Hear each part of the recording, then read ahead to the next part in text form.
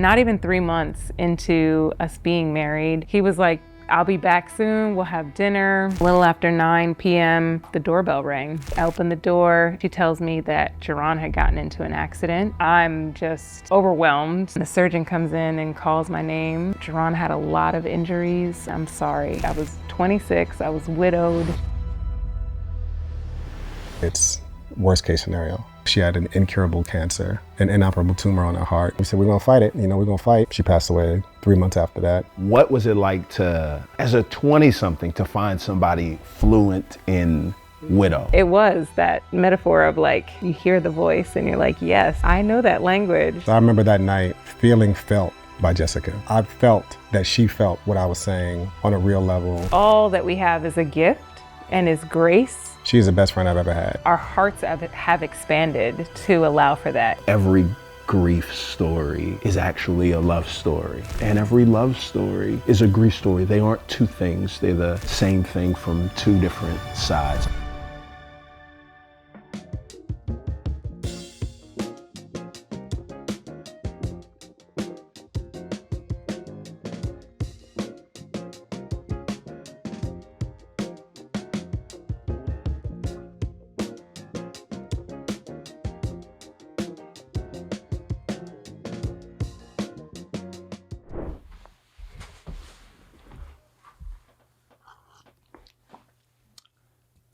You know, the only thing in the world that's worse than real pain?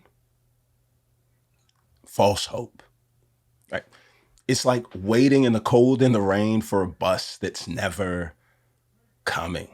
And it's that, right? It's that right there that makes it not just hard, but impossible to have conversations with people that are grieving, right? It's this constant journey of trying to find the right words when there are none. Let me give you an example. What would you say to the person that buried their first spouse before the birth of their first gray hairs? Impossible, right? That's what this time is for. Maybe there's nothing that we have to say. Maybe we just listen. I'm excited for y'all to hear this conversation with two of my closest friends, Jordan and Jessica Rice, who both have that story in common. They both buried their first spouse before the birth of their first gray hairs, and then they found each other. And what I found was that their story profoundly changed everything about the way that I think and talk about grief. They are two of the most creative and industrious people that I know, and I'm excited for y'all to get a chance to jump into the part of their story where I ask them, what's the one thing about your story that people miss? I was speaking at the Orange Conference this past yesterday. So I'm in the session. Yeah, I'm doing this workshop. And it's so funny. Whenever I start to share y'all's story, there's somebody in the crowd that's like, yeah! I know them. So it was somebody from your church. I didn't get her name, but she's like, that's my church. Yeah. So We sent, how We many had people? about like 11? Yeah, 11 to 12 people. 11 people from Okay. the church who were there. Our whole that. next gen. So they were the sending me volunteers pictures of lives. Leslie when she Oh, was yeah, talking yeah. and like just different, Oh, that's dope. Mm-hmm. Yeah. And we were supposed to, we were invited to speak, thought we were going to, but then we had to be in New Orleans earlier this week, so couldn't do all the things. Okay. So anyway, we would have loved to have seen Yeah. everybody in action Oh, yeah, if we yeah, had yeah. had a chance, but yeah, maybe next year. Oh. Yeah. Really, with this time, I want to talk about y'all's story. Right. Before we get there, though, I feel like y'all have shared your story so many places. I feel like your story is such a unique one that I think people know it. I'm interested from y'all's standpoint, and y'all have been married 11 years? Almost 12? 12. Okay, yeah, almost 12. All right, I got to update this part of my talk. How old are y'all? 43 and 42? Yes. Is that right? Yeah. Yeah, I've been saying that for the past year, so Yeah, I've yeah, aged yeah. y'all, so we're All good. good. Yeah. What part of y'all's story do you think gets overlooked most. I mean, Jessica was saying just like the the ongoing nature of grief, probably. I think people feel like, this is great. You got each other, you got the boys, you know, it's amazing. Like, you've hit the finish line. Right. You know what I'm saying? But, you know, I just went to the cemetery the other day to visit Danielle's grave. And, you know, I still miss Danielle, not in the romantic sense of missing a person, but we still grieve Danielle and Jerron all the time. And it's not something that goes away because you have.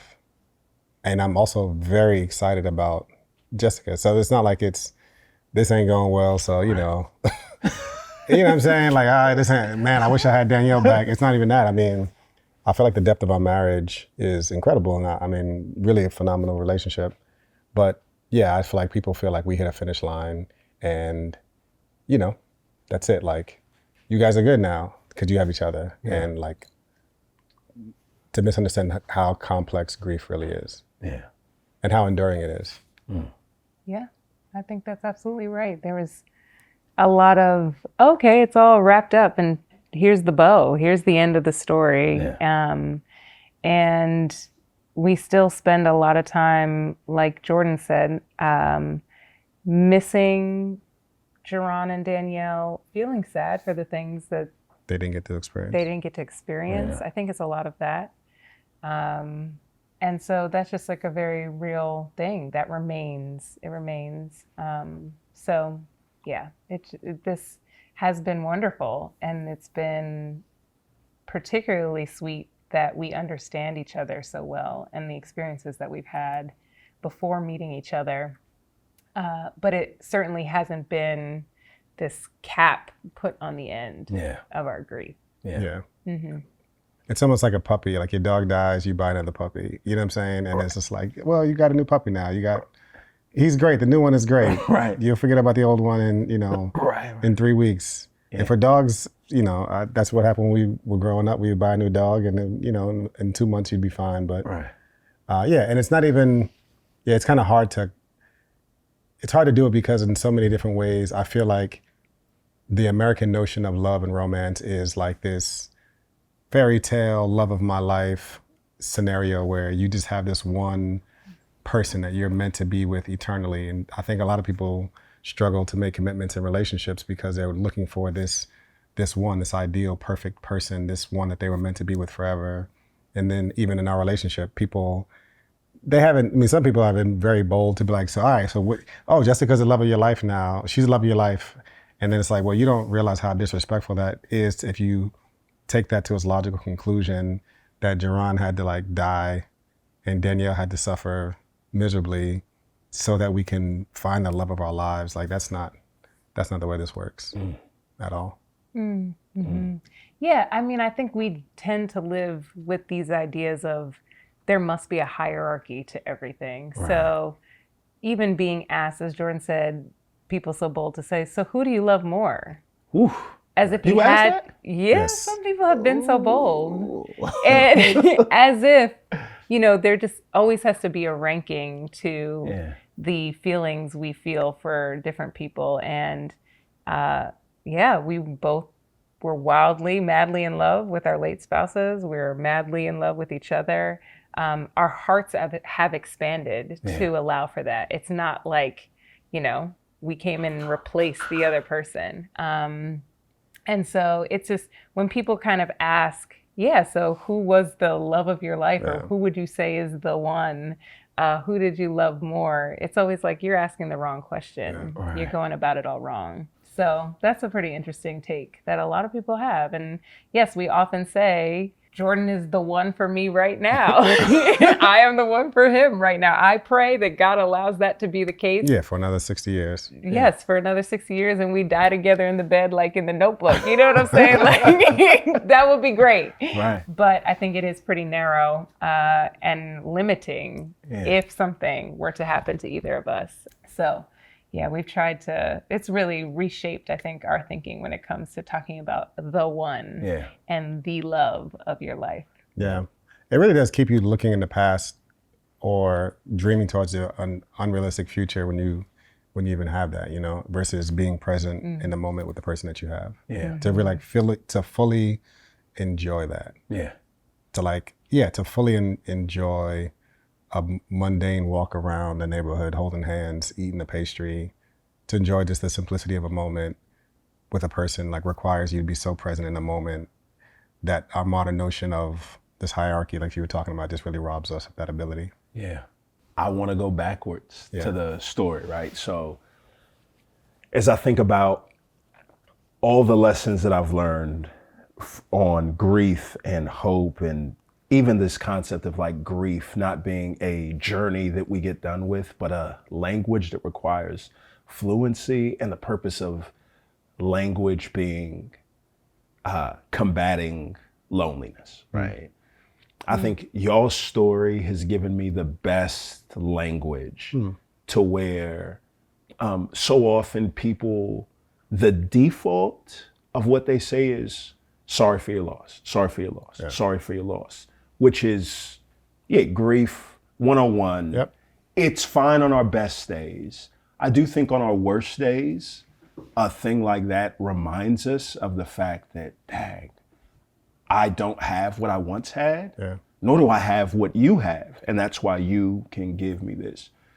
Y'all's story helped me to learn, I think a better way forward is not sorry for your loss. It's, would you tell me a story about your love, right? Would you, I don't want my loved one to be reduced to just a lost one that becomes this speed bump in conversation that we have to pause by until enough time is going on and we can exchange pleasantries about them, and then we can get back to what we talked through. Like, I don't want my loved one to be a nameless pronoun, right? I lost my wife, I lost my spouse, sorry for your loss.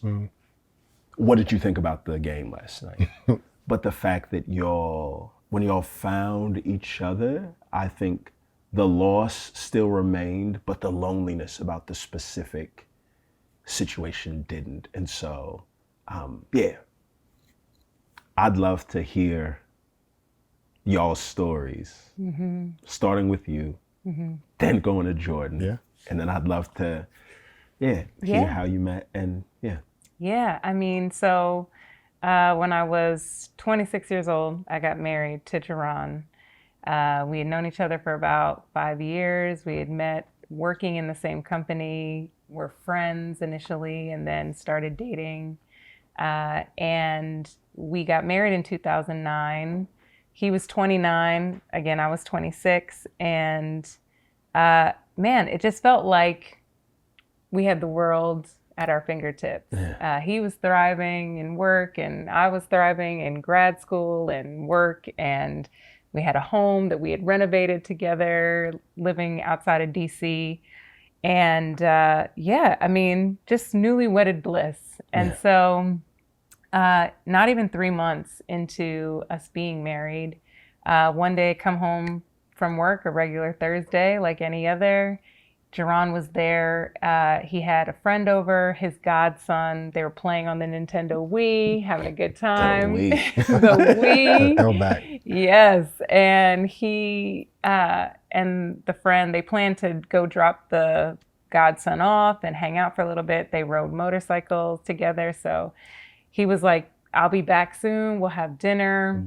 I bought a slice of cheesecake, red velvet cheesecake for us to have later. It's in the fridge. I'll see you later. So I said, okay, cool. And laid down on the couch.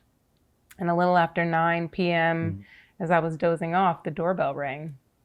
So I hop up from the couch, not sure who that would be. I open the door, and it's the girlfriend of the friend who had been over earlier. She tells me that Jerron had gotten into an accident, and I'm just overwhelmed. You know, that feeling, that rush of heat that goes from the top of your head to your toes comes over my body. And she said, it's okay, don't worry about it. He's fine. He went in an ambulance to the hospital. Put on your shoes, I'll give you a ride over there and we'll go see him. And I said, okay, that's fine. So throw on my shoes and we're driving to the hospital, and I'm cracking jokes on the way, making light of everything as I'm nervous to see, like, is he okay? And then we get to the parking lot, and the friend who'd been over, he kind of meets us in the parking lot and says, yeah, he's got like tears in his eyes. And he's like, he's got maybe a broken foot and maybe some broken ribs, but you know, he's going to be okay. I said, okay. We check in. They show us to this family room to wait. And there's this nurse who he says to me, I need you to be really strong right now. And I said, okay. For a broken foot. Right. For a broken foot? Like, I mean, I can be strong, that's fine, but let me just make sure I understand what's going on here. Yeah. And I said, like, doesn't he just have a broken foot, maybe some broken ribs? And he said, no, they're doing everything they can to keep him alive. And so in this room, I'm there with his friends he'd been riding on his motorcycle with that night. And I call my mom and I say, Mom, we have to pray because Jerron's been in this accident and they're working on him. And so we do. And I get off the phone and I just feel so assured that he's going to be okay. Right. I'm like, Jerron has so much of his life ahead of him. Yeah. I mean, just all the things. He wants to start a small group for all these dudes he rides his motorcycle with, you know, and you know, he just got married and all the things. It's just, this isn't his time. Yeah. And maybe 10 to 15 minutes pass by with us just kind of sitting in that room quietly. And the surgeon comes in and calls my name, and I raise my hand, and he says, you know, Jerron had a lot of injuries, a lot of internal bleeding. We tried to drain all of that blood out of his body and give it back to him, but the strain was just too much on his heart. And I'm sorry. Mm-hmm. And I was in disbelief. I shot out of my seat and was like a broken record saying, no, you have to go back. You have to go back and you have to try again. This can't be what you're saying to me right now. And so he again said, I'm sorry. And everybody in the room begins to cry. And honestly, the next 30 minutes or so, I don't remember at all.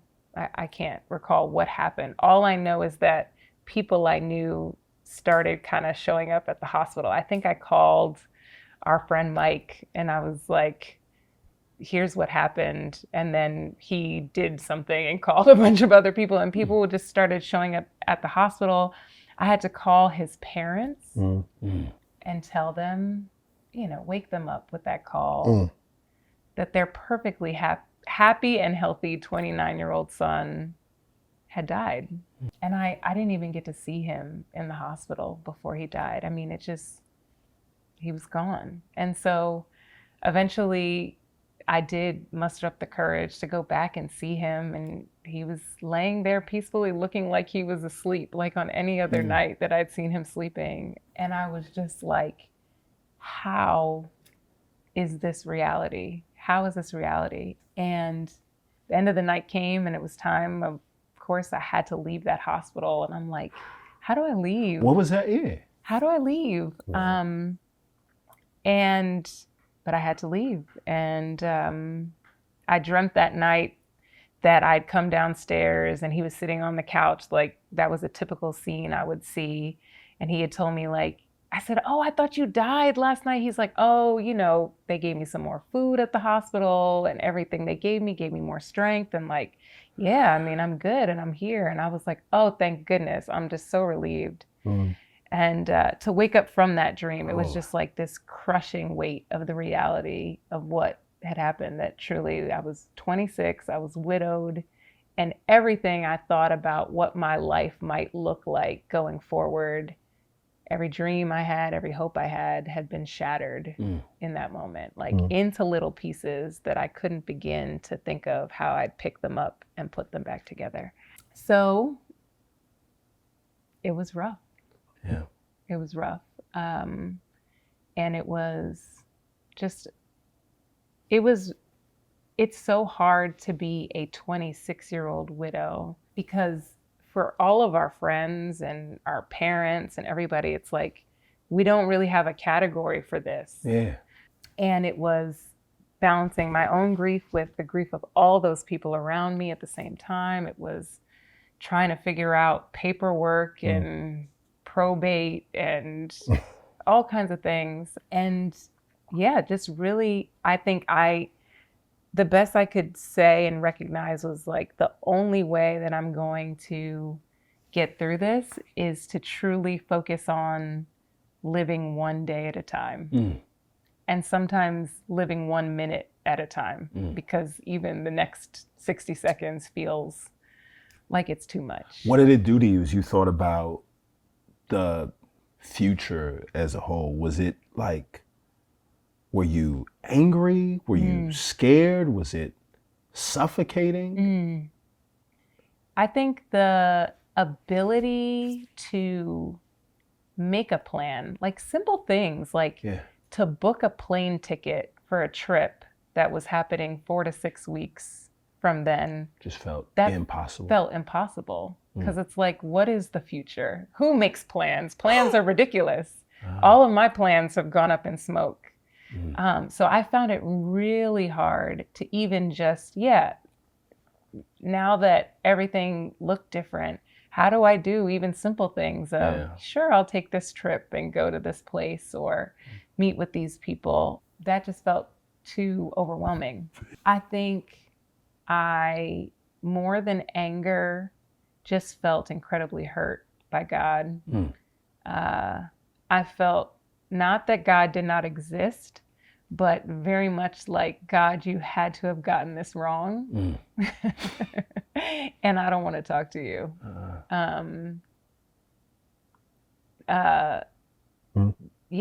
There's India Arie, she has this lyric in one of her songs where she says, when the one that loved me the most turned around and hurt me the worst.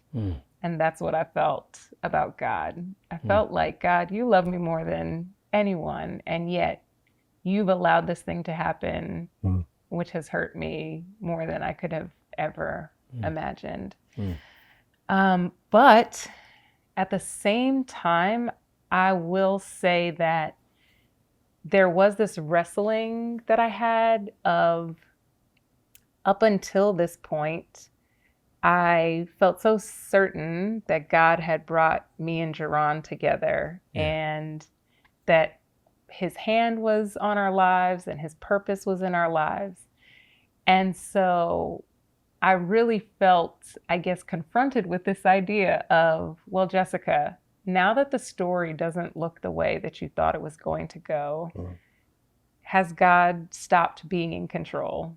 Has God stopped having his hand on your story? I think if you say, Jessica, that, God's not in this, you also would be pretty bold to say he was in everything beforehand, up until this point, where now the story has taken a turn away from what you wanted it to be. And so in order to hold both things, to like continue to believe that his hand was on us before and his hand is on me now, it's like I had to accept it all. Wow. Okay. That's interesting, because I think it was easier for me to look back and to say, oh yeah, God was never in anything. Wow. It's very, very clear that things are outside of his control. And so for me, it felt like more of a reflex to be like, oh, I got these past 30 years wrong. Wow. It was all a charade. He's not here. He's not good. He's not kind. Yeah, that you'd been living the lie. Yeah. How long was it easy, or how long until you got rid of the cheesecake in the fridge? Did it sit there for you and you're like, I can't throw this out? Was that the first thing that you do, right? Those small things, how? Right. I came home that day and the cheesecake is still in the fridge. And the wedding cake is still in the freezer. Oh, from the First year, the groceries that we bought, that we were gonna make, all the things, the special bottle of wine that we told other people not to drink because we're gonna have this on this anniversary. It's all there. I mean, I think I threw the cheesecake away. I couldn't eat it. I didn't want to eat anything. But there was just so much of our lives still there, you know, reminding me of him not being there. Yeah. And I feel like I spent so much time just kind of staring into space, staring at the ceiling, staring at the window, staring at his clothes in the closet. Yeah. You know, just staring, just staring. Yeah. This takes place and then time goes on. Yes. And so I want to hear your story. Yeah. What's the timeline of that? What year, what day and year? So this all happens July 2009. 2009. Thank you. July, what's the date? July 30th, July 2009. 2009. Yes. Yeah. Yeah. Okay. And I was with some friends in Baltimore, probably about a week after that, with Danielle. And a bunch of us were sitting around, and my boy comes in with this laptop, like, oh, we have to pray for this young lady. She just lost her husband in a motorcycle accident. And I'll never forget that night, Danielle was just really bothered by that. I had moved on to, you know, whatever else I felt bad, obviously, but she was like, man, we really have to pray for her again. And we prayed for her by name. And then we got married. Me and Danielle got married the next month in Baltimore. And, you know, never in a million years that night would I have imagined that, you know, my story would ever intersect with Jessica's story in any way. But Danielle and I got married in 2009, about a month after that happened. You know, first 10 months was great. Living a dream in New York. She was a teacher in the Bronx, math teacher. I was practicing law in New York. And about 10 months after we got married, she just kept on. She was never the most loved. She was one of those people who was just naturally with like a very thin, perfect frame. You know what I'm saying? Like just don't have to do nothing, eat everything, baked potatoes and root beer floats. And I, you know, if I looked at her Reese's, I was gaining weight. But she just was like, oh man, I'm just like really tired all the time. And I was like, oh, whatever, you know. And after a couple of days, I remember we were trying to walk up the stairs to my apartment because the elevator was out. And she was like, I can't walk up a flight of stairs. So I said, oh man. So we went to the doctor. He said, oh, there's this chest virus thing going around. Don't worry about it. You know, take these pills, it'll be gone in a couple of days. And a few days later, she was waking up in the middle of the night throwing up. So then I said, oh, she's pregnant. She's pregnant. Time to pop the bottles. I went to the CVS and got like 1 million different pregnancy tests. She wasn't pregnant. And then so we went back to the doctor. And then eventually one night she woke up and I said, you know what, let's just go to the hospital. Because like, we're supposed to be at church at 10. It's like 5 o'clock. You're not. Let's just get there before the morning rush of people in the hospital. And we got there and they said, hey, there's this fluid that we see around the heart, but don't worry. There's this chest virus thing that's going around. You know, we're going to give her some steroids. It's going to be out. You know, should be good as new in 24 hours. And then we're in the hospital and then 24 hours passes, 48 hours passes, and she's getting worse. And they're trying all these different things. And about 5 days later, they actually moved into the ICU and her resting heart rate was like 130, 130, 140, just laying down in bed. And a woman who was just cleaning up in the hallways came up to us and said, listen, you have to move her because these doctors have no idea what they're doing. They have no idea what's going on with her. So I called a doctor friend and somehow, some way, we got her transferred to Columbia Presbyterian, which has like a really good heart clinic in the hospital. And as soon as we got there, doctor took one look at her chart and said, we're going to surgery tonight. And I said, okay. He said, but there's this, you know, we're going to do this small procedure. They were calling it a procedure. We're going to cut a little drain in, you know, the tissue outside of the heart, the pericardium, and 45 minutes, good as new. But that was the first time he said, like, don't worry. And we get there, we're at the hospital, 45 minutes comes and goes, hour, 2 hours, 3 hours. And I'm seeing these people run in and out. I mean, I was just pacing back and forth because I was just that nervous. And I didn't even realize how much I was walking back and forth. And then finally the doctor comes out. It's like a scene from, one of these hospital shows. He takes off his hat and he's like, Mr. Rice, sit down. I said, brother, just tell me what happened. And he said, she's stable, she's alive, but what she has going on in her heart, I've never seen that before. And I was sleeping in the hospital and, just waiting every single day for the results from the labs that they sent out. And a couple of days later, maybe 3-4 days later, the doctor comes up to me, the cardiologist comes up to me, he woke me up. I was laying on one of these recliner chairs and he said, Jordan, I'll shoot straight. It's worst case scenario. She has primary cardiac angiosarcoma. It's something so rare that I had to Google it. And here is like this cardiologist from Colombia, like one of the best heart hospitals in the world. And he's telling me the condition she has, the cancer she has is so rare, he had to Google it. And that's when it like hit me like, oh man, this is bad. Yeah. Because I still had hope that whatever was going on was, because they had thrown some other things out, like it might be Lyme disease, it might be inflammation from all these different causes. And I'll never forget being in the hospital that morning and when she woke up to give her the news that she had an incurable cancer, an inoperable tumor on her heart. And to see the look of... You had to give her that? No, the cardiologist did. Okay. And my eyes were just locked on her the whole time to see her, to know that she's about to be wounded beyond repair by this news. And I'm just watching her face as she's trying to absorb and to like receive this just life altering news that she's dying and there's nothing anybody can do about it. And so the cardiologist and everybody gave us a room and we sat around and we said, we're gonna fight it. We're gonna fight. We're gonna beat the odds. We're gonna beat the odds. And they started chemo that week.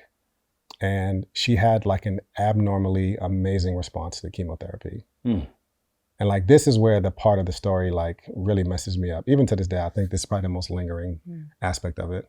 She was in remission. So this is in June of 2010. In July, at the end of July, the first MRI they did, they couldn't see the tumor. So she has incurable cancer. Incurable cancer. And it's growing like crazy all over her heart, like giant size things. Worst case. And then 6 weeks later, they can't see it. And they sent me the report and it just says like, in cancer world, it's NED, no evidence of disease. Like she's NED from the MRI report, at least. They said maybe at a microscopic level, it might still be there, but we're gonna continue on chemo. And I remember I was in Brooklyn, I had just started going back to work. I had a couple cases and I pulled over on the highway because I was shaking and I just was like, I didn't know what to do because talk about the roller coaster of she's dying, now she's in remission. And I'm like, oh, so then I started to hope again, like that we're gonna keep all the fasting and praying, pray twice as much. We're gonna pray even harder and fast even more. God is on our side. Like this is gonna work. We're gonna be the success story. We're gonna inspire other people. We're gonna travel the world, telling people that they can, never give up. We're gonna start a foundation about not giving up on anything. And so that was that summer. And she continued to be in remission for the next few months. And she started making plans with the New York City Department of Education to go back to work that January. And then around her birthday in December, she started getting sluggish. And I was like, you know what it is? Like, it can't be the tumor that came back. It's like something. And I'm like, she hasn't slept good the last couple of nights. She stays up too late watching these reality shows. You know what I'm saying? Your diet has been bad. In my brain, I'm trying to rationalize every reason away from the cancer came back. Right. And at her birthday party, we threw her a surprise birthday party. A bunch of friends came up. And the whole night I kept on thinking to myself, like, man, like even on the walk to the party, she was like, oh, walk a little slower. And I remember being like mad at her that she was like, I'm like, no, like it's all in your head. Like, you're good. Cause I couldn't admit to myself what we both knew was happening. And we both kind of put it aside for that night. And then about a week or two later, we went back for MRIs and they found out the tumor had come back. And that was like the feeling of betrayal. Because like, I was praying for Danielle that in the hospital, saying, God, if you're going to let her go, this is the worst case scenario. Please don't torture her. Don't do that. Don't torture her. And it felt like this is what was going to happen. And then for the next 3 months, it really felt like a slow torture. And I was just basically sitting on the couch to witness it firsthand as she was fighting for her life very bravely and heroically. But she passed away 3 months after that. And the anticipatory grief of wondering what it would be like after never lined up. Yeah. Yeah, so I worked on this with my therapist. She always says, Jordan, don't write this script. Like, we write this script in moments of fear when we're actually afraid of not being in control. Yeah. So it's easier to say, well, this is going to happen, then this is going to happen, then this is going to happen, then this is going to happen, because at least I'll be prepared. Right. But it didn't go anything like I thought it was going to. It didn't go well, but it was so different that I was like, oh, it really was a waste of time to be thinking about all of the things that is going to happen, because it just, none of it lined up. People tend to think that anticipatory grief is like preheating oven. Like, all right, nah, 425 degrees. All right, I'll come back in 10 minutes and it's there. No. And you come back and it's ice cold. Yeah. It's like you reheated the wrong pot. Yeah. You pre-warmed the wrong pot. Right. Yeah. So this is, all right, July 30th, 2009. Jerron is gone. This is April 2011. Okay. What was life like after that point? So that year and a half, close to 2 years, what was life like for you? When did you start to even think about, dating again, and what was that like? I mean, I think I felt a general numbness for a year after Jerron passed away. But I did feel this sense of, I do want to have a family. Yeah. And so in order to do that, I probably need to find someone to do that with. You know. Modern science. Yeah, it says I don't have to do that, right? But yeah, I was like, I probably have to find somebody to do that with. So yeah, I think I could find somebody who is great. And I might not feel as strongly about them. Like, I'll love that person. I don't know that I'll be head over heels in love with them, but that's okay. I got to experience that one time, and that's more times than maybe a lot of other people. Right. So, that's fine. So I kind of opened myself up to the idea of dating again, of being in relationships again. Dating people when you're widowed in your 20s is a very interesting landscape. Yes. I often felt like I'd be sitting across the table from someone, and it's not the first thing you say, but eventually it comes you got to up. break the news? Eventually you got to say, I was married before and my husband passed away. I'm widowed. And then you see this look. What's the response? You see this look in the eyes. What is the look is like, okay, I think from this place to the door is about 7 paces if I really hoof it. And I mean, I think essentially what it is there's very few people, again, because we live in this world of hierarchy and comparison. So there's very few people who feel like, oh, I'm going to take on the role of being the guy who's compared be the guy after the guy. Right. To the late husband, who died suddenly. Like, why would I want to do that? I get it. I understand the level of emotional maturity, security, emotional intelligence that requires.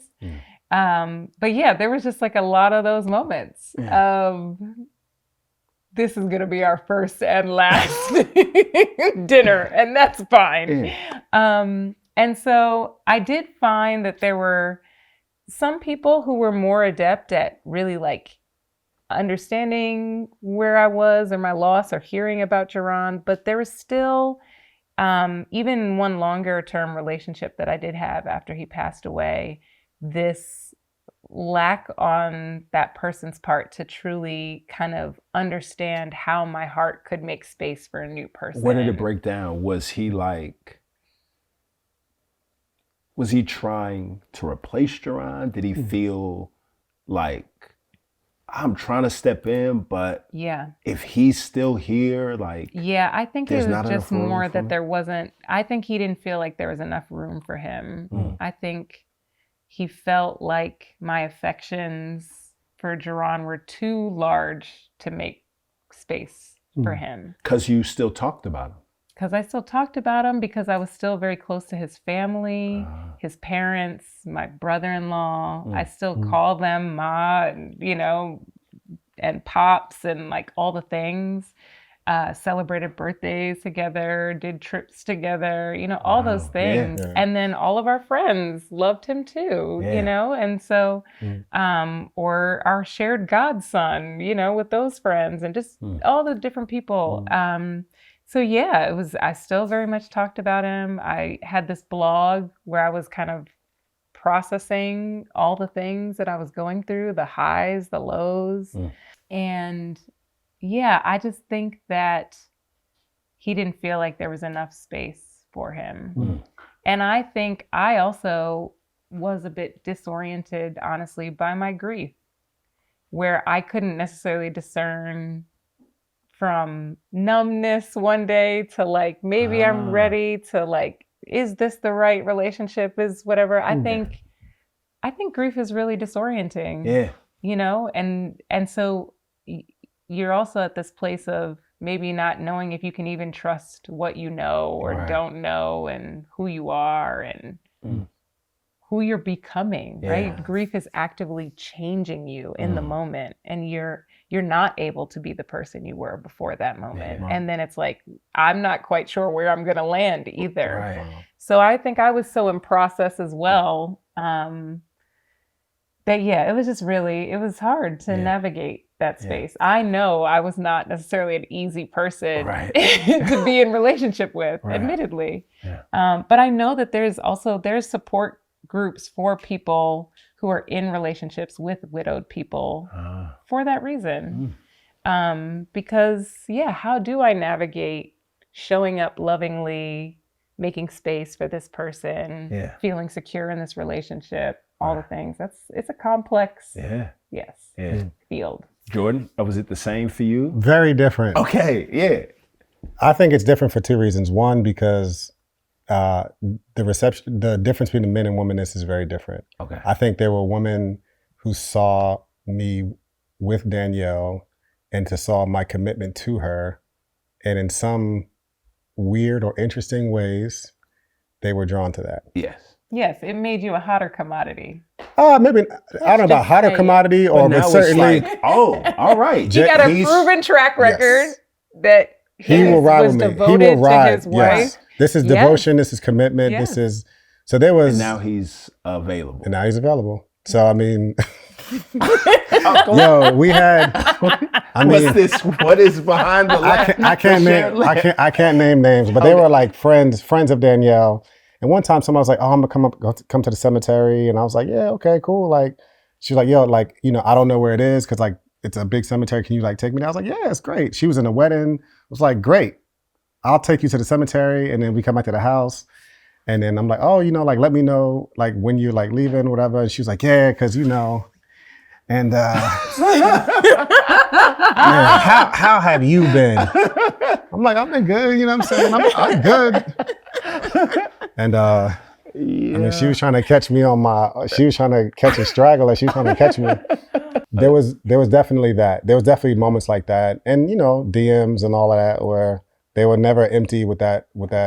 But I think in my brain, Danielle, and actually, cancer steals many things, but it offers you one or two things if you take it. And not everybody who deals with life-threatening illness, who knows that with terminal illness, I should say, takes advantage of this. But Danielle was mature enough to have. Y'all talked about. Oh yeah. we talked about this that day when all the doctors left. She said, Jordan, I want you to get married again. I want you to have kids. I want you to have the life. I think you'll be an amazing father. I know you want kids. I think you'll be amazing. And I really want you to do that. And I said, yo, we're going to have kids together. Me and you, we're going to beat this, and me and you going to have kids. And she said, all right, I hope that's the case. But if it's not, and that was a gift to me. In hindsight, that was, in the moment, I mean, that just, I went outside and cried like a newborn. But in hindsight, I wasn't ever wondering if Danielle would be proud of me. And that has always been something I've thought about. Like, I hope that Danielle would be proud of me for the life that I put together. And I know she would. So I wasn't really like, I took some time. I met with my therapist, my sister-in-law, shout out to my sister-in-law. I knew that when she said, like, Jordan, J.O., it's time to get back at it, to try it. But the thing is, I realized very quickly trying to, it's like a train that's like this big locomotive, like trying to start that thing back up after being in a relationship for years and being married for a couple years and then grieving for a while, over a year, that like, it's been years since I've ever said, I don't have game. Like, I have no game. So me and my boys one night, we were out. He was like, yo, Jordan, that bartender keeps on looking at you. You should go say hi to her. I was like, I don't know what to say. Like, I don't know what to say. He was like, say, hi, my name is Jordan. I was like, that's not gonna work. And he was like, just try it. And I was like, hi, my name is Jordan. So I think I went out on a couple of dates at first just to like get the cobwebs off, but they were really awkward. Yeah. Because I didn't say anything to some of those people about anything. Because it was just about losing Danielle. Because I just didn't know what to say. And I knew it wasn't, I was literally going out just to shake the cobwebs off. Just got to get some shots up. You got to get some shots up.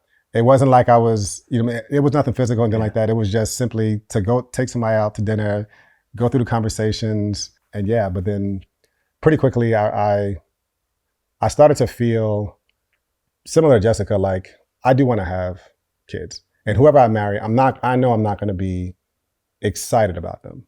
But she'll be nice. I'm sure she'll be really nice, kind, sweet. And I will love her much in the same way I love my friends. Like, I'm sure I'll be committed to her. But I really won't ever like feel something deep for her. And that's okay. Yeah.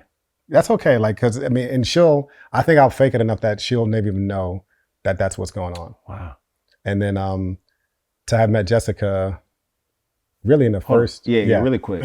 Like, so quickly, for that to be y'all's first thought, like, I mean, I'll meet somebody, but I'm not going to feel that way. Did that come from the thought of, there is this one soulmate that I found them and I lost them. And so now there's not going to be anything good. Was it a fear of like, That's a good question. Like, shame of like, how could I ever feel this way about somebody else? For me, I think it was not so much shame. It was more so just that I think from a dating, romantic perspective, relationship perspective, most of the way people go about dating is you have a date with this person, whatever, a relationship with this person. You kind of are using that as a means of saying, I like this, I don't like this. Yeah. I value this, I don't value this. This is kind of what I'm looking for. And oh, look, I found the person who has most of the things and I'm going to be with you, And I'm really excited about you too, hopefully. It's not just like, okay, yeah, sure. Right. But I'm like, oh, I found many of the things and I'm so excited and in love. So then I found myself in this place of Jerron's gone and I have to do the process almost backwards. I'm having to deconstruct what was it about Jerron? Because I'm like, I can't look for Jerron. Yeah. He does not exist. But like my ideal does have a laugh. Yeah. My ideal has a shoe size. My ideal has a favorite ice cream. My ideal has all of these things. Wow. And I can't get to that because he is gone. Yeah. So now I have to get back to, well, what are the characteristics that align with what I want or my values or whatever. And so I think it was more of, I'll be able to kind of deconstruct and get to the core things, and I'll try to get as many of those as I can, but it's still going to fall short from being Jerron. Right. And I didn't have a category for there could be a person who was not Jerron. Yeah. But I was really excited about, yeah. you know, until I encountered it. Yeah. Yeah. Yeah. I think for me, I made up my mind. I said, I will never be devastated like that again. Never. Like, so this was a way to like protect myself. Yeah. If I marry somebody that I do not feel this way about, then even if they're snatched from me, I'm not going. Yeah. Fool me once, you know, shame on you. Fool me twice, shame on me. Like I'm not going to be devastated like this ever again. So I think there was a piece of me that I wanted to protect myself from the feeling of devastation that I experienced and was living through, that I don't think I would have had the language for it, you know, then to say, oh, Jordan, you're really trying to protect yourself from that. But I also think it was just also disbelief to say, like, what are the chances? What are the odds that I could find someone? Because partly, I think the thing that is probably even equally misunderstood is like, I feel zero competition with Jerron. Jessica hopefully feels zero competition with Danielle. We were out one time, one of the first times I was hanging out with her friends, and they were talking about some joke that I knew was about Jerron because I heard it from Jessica. And then all of her male friends, they all got quiet.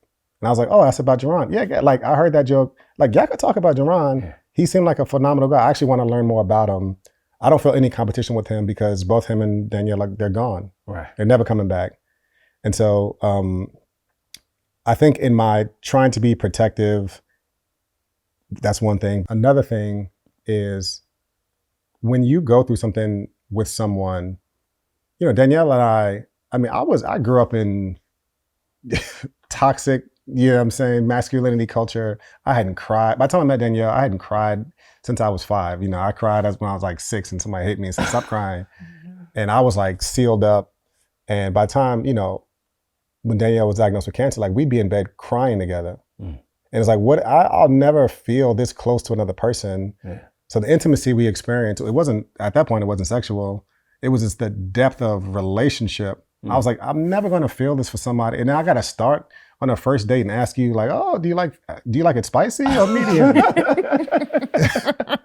And I'm like, it's just like, and then I would resent even the notion that I have to do this. You have to start over. Right. I know. I got to have this stupid conversation. Like, come on, man. Yeah. For what? Yeah. So yeah. So when you, all right. So both of y'all, and this is how I think about it. Both of y'all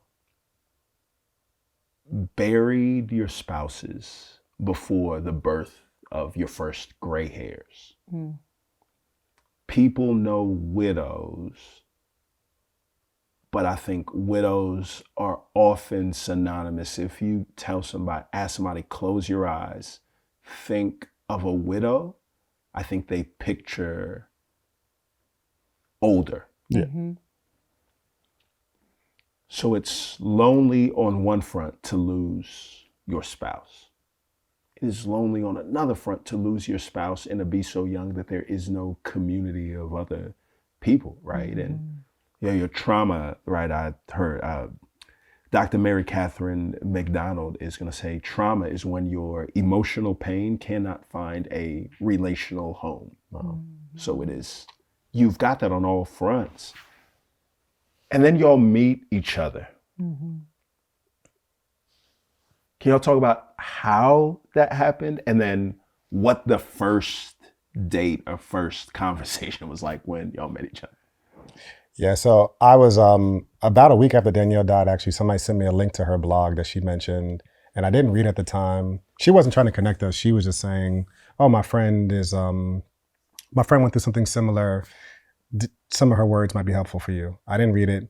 And then I was with some mutual friends in the city, and I actually just got finished speaking that morning about telling my story. I was talking about why do I still believe in God after everything I had gone through. And I was with my friend and his wife, and she said, I was asking my friend, just like, oh, his wife, like, you know, what do you do for a living? And she was like, oh, I want to do communications and get my own firm like Jessica. And I was like, oh, communications is great, but who's Jessica? And she was like, you have to know who Jessica is. You guys have such a similar story. And she starts telling me the story, and I was like, oh, that's the young lady whose husband died on a motorcycle. Oh, okay, cool. And then, you know, the brunch went on, and I went home that night and read her entire blog. Like, the blog, like which entry? No, I read like years of her blog, and it wasn't even from like a romantic thing. She was interesting. She was just really interesting. And so we chatted. I shot her a message on Facebook. She took a long time to respond. And then we chatted back and forth on Facebook for a couple of weeks. And then I made up a reason to go to DC. Yes, he said, hey, I'm going to be in DC, catching up with friends. I know I'm relatively this internet stranger, but it'd be cool to grab coffee, whatever. I was like, yeah, sure, that's cool. As long as you're going to be in town. Yes. Meanwhile, he had zero plans to be in DC until I said yes. And then he was in his car calling one of his boys like, yo, I got to crash on your couch because I'm coming to meet up with this girl. On a dummy mission, yeah. A dummy mission, right, exactly. So, and we had exchanged some messages back and forth on Facebook Messenger up until that point, noting that we had a lot of similarities. And even from that point, we were talking about Jerron and Danielle. Mm-hmm. We hadn't gotten to the stories just yet, though. No, not like... we knew vaguely. Yeah. So then we meet up at this restaurant near where I lived in DC, and just sat at the bar talking. For like 5 hours. For about 5 hours. 5 hours. And in that time, just kind of shared with each other our stories, what had happened, kind of similar to what we did today. And to your point on loneliness, I remember that night feeling felt by Jessica. Like when I would share, I felt that she felt what I was saying on a real level. And I certainly felt what she was saying on a real level. And I remember, I think we were crying, listening to each other's stories. They must have thought we were done. We at the bar crying. Yeah, not to tell our own stories, but to hear the other person's stories. I think we shed tears listening to each other. Yeah, I get choked up thinking about it now. What was it that made you feel choked up as you heard their story? Just the fact that did you feel like for the first time there's somebody else that... I just thought that it was incredibly heartbreaking to imagine Jordan having to watch his wife die. And I knew, I guess, from personal experience, what that meant in your 20s. Yeah. And all that meant. And then we would laugh about the awkwardness of, being out and all the things that we kind of mentioned earlier. Yeah, we definitely commiserated. And I think also we're happy that we weren't weird in our grief. Yes, because I met some weird people as well. Yes. I actually texted my friend. I called my friend. I said, listen, call me in an hour. Because if she's weird, I'm going to be like, hello, yo. Hey, it was great. It was so good. I have to. A really big thing that stands out to me as well, though, too, is it's 3 years since Jerron has died at this point when we're meeting. It's 1.5 years since Danielle has died at this point when we're meeting. And I think both of us had come to this place, too, of really not feeling entitled to certain things in life. That, like, all that we have is a gift and is grace, and there's a gratitude that comes along with that. It does not negate how much it hurts to have lost the things, or for life to have, thrown really tragic circumstances our way. But also, I think our grief did teach us how we kind of prior walked around imagining that, we could control the way our lives went, and things, we could write the story, and after you get the degree, then you get this job, and then you get this house, and then you get the 2.5 kids, and you get the things, and it's all good. Yeah. And so I think we also bonded over this new awareness we had come to of, all of that's a sham. And so that's not to be morose or depressed about it, but to hopefully lean into to be present. The presence and the gratitude for things. It kind of feels to me like when you travel to a foreign country and one where they don't care about English at all. Right. And you're like trying to make your way through and you can't. And then you hear somebody speak and you find somebody that speaks your language and immediately y'all rush over and it's like, all right, we are best friends, right? Yeah. What was it like to, as a 20-something, to find somebody fluent in Widow? Yeah. I think I struggle more than anything with disbelief. Like, this ain't real. This ain't real. Because while she was talking that night, the first night I knew, I was like, oh, you're incredible. And I remember like going home that night and then I didn't have the courage to ask her out the next night in front of her. Because like, if she says no to my face, this is going to be a whole nother podcast episode on grief and rejection. But then, shooting the shot digitally about hanging out the next night. And then after the second night, just being like, oh, wow. But then even still thinking like, I don't know, what are the chances? Like something has to be wrong. Something is going to break. Because it just feels too natural of a fit. I often refer to Jessica as she's the best friend I've ever had. Because by the time I met her, my life had been enlarged by grief. Grief had done something to me.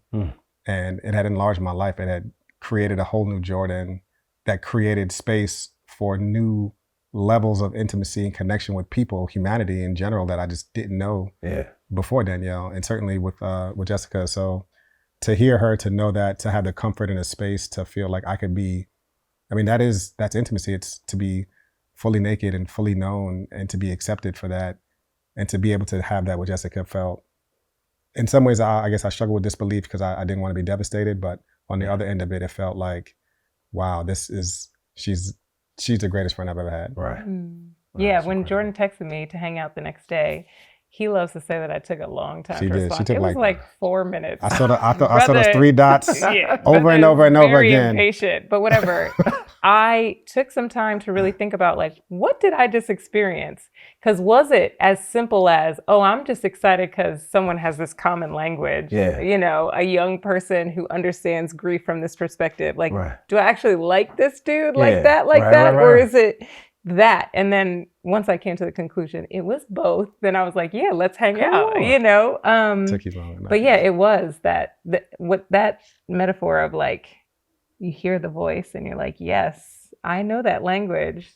It was pretty amazing. And man, I think such a gift to our families. Oh yeah. They were very excited for us to have met someone that we were excited about, but then the relief they felt as well, that they would not have to shy away from talking about Danielle, talking about Jerron. They were like, this is amazing. Right. Your brother-in-law, first night I met him, the first time I met most of Jessica's family and friends was at her 30th birthday party. And the only person I wanted to accept me was him. Every other friends I didn't really care about, but him, her brother-in-law, I definitely wanted him to accept me. And immediately I could just see the relief in his eyes that he knew I was comfortable. I was mature enough to handle the fact that Jessica had been married and loved Jerron.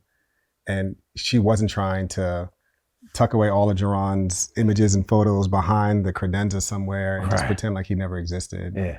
But we could be honest and live our lives and be fully in the moment, fully present, but then also not throw the other person away or the memories. Yeah. Mm-hmm. And we even had them attend our wedding. We had a part of our ceremony where we acknowledged their families because they shaped Jerron, they shaped Danielle, and Those Danielle and Jerron shaped us. Yeah. Yeah. And we fell in love with each other based on all of those influences. The person that you had become with them. Yeah. Yeah. All right. Y'all have 2 beautiful boys together. Mm-hmm.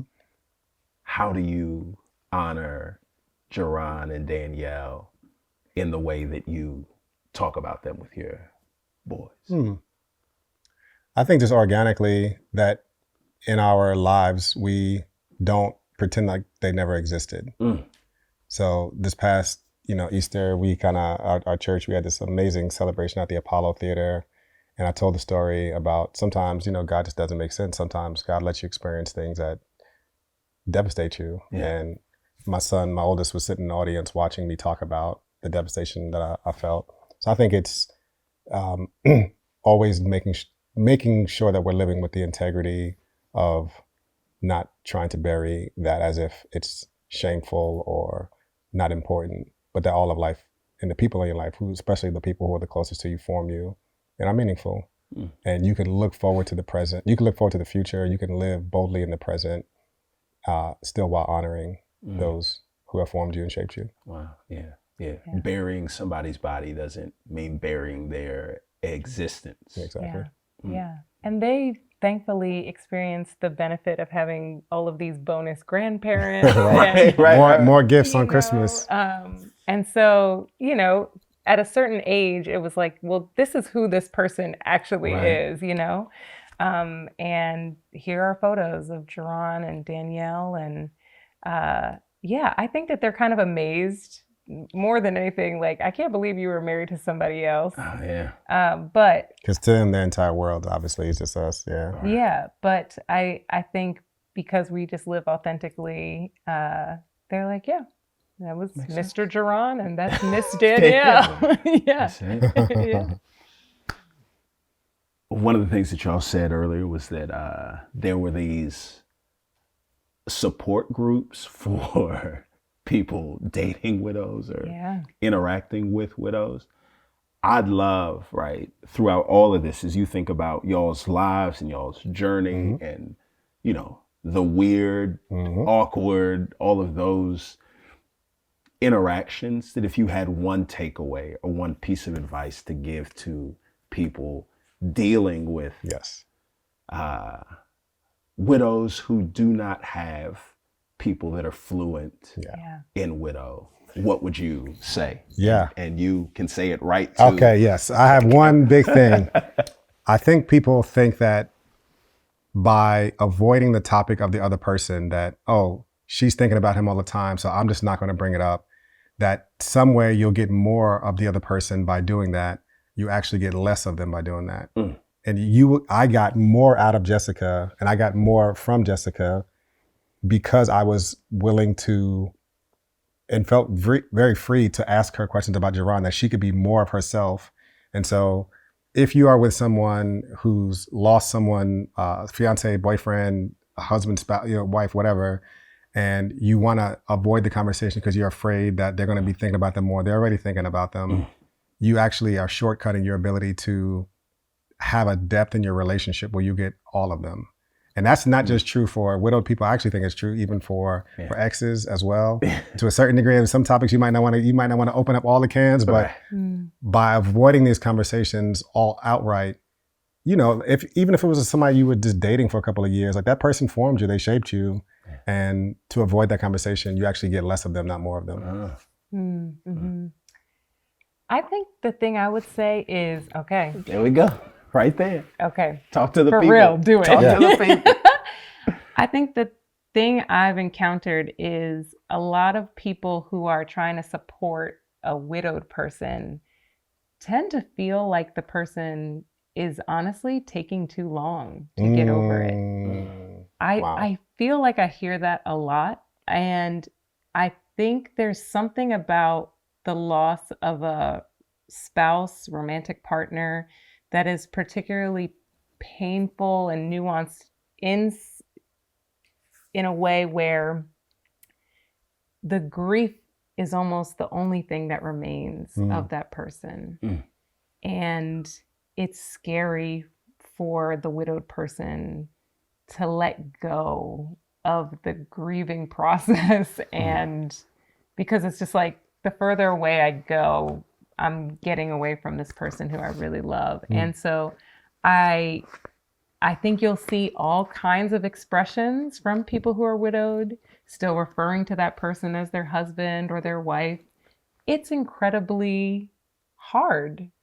If we truly believe that two have become one, to to unlock that entanglement. And so I think more than anything, to not read in so much to maybe some things that sound a little strange, or maybe some things that you deem to be taking a really long time.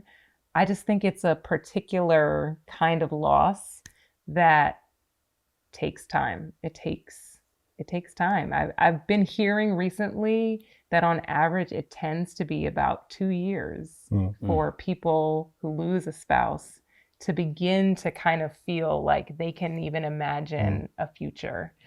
That's just really hard. So just a patience for people living in that place. All right. So one other big thing is don't underestimate that your significant other, your new significant other who's widowed or lost someone, that their ability to truly find delight in a new relationship. So I remember like I was dating Jessica for a couple of months, and I remember I was on the Jersey Turnpike. I went to like a restroom and I walked into the women's bathroom because I was like listening to some Maxwell song. I was on cloud 209. I didn't realize I was in the women's bathroom until like too long. I ran out because I was just like in the clouds. And I never thought that I could feel the depth of what I was feeling for anybody new. And I was feeling that with Jessica, and our life and our marriage has been just a joy, a delight to experience. And so not that, again, we've thrown away Danielle and Jerron's existence, but don't underestimate their ability to truly thrive and to find delight and joy and depth and true intimacy, friendship, all the things that you're hoping for in a new relationship. Yeah. Jordan, just thank y'all. I feel like, and we've talked about this so much, I do feel like most people tend to avoid convos about grief for the same reason they avoid drinking black coffee, because they know that it's bitter. They don't want to lean into the hard stuff, and they imagine themselves successful if they can numb themselves from the bitter and just taste all the sweet.